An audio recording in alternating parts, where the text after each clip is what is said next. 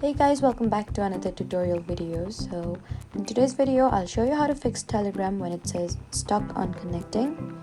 So first, check your internet connection and try opening another website or app to make sure your connection is working.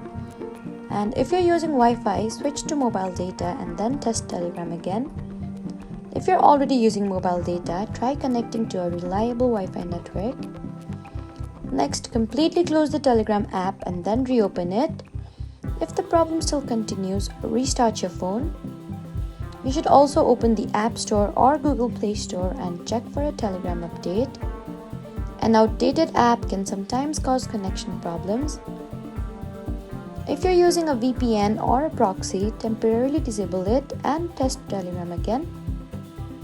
So those are the main ways to fix Telegram connecting problems. Please do not forget to like, comment and subscribe for more helpful tutorials. Thank you for watching.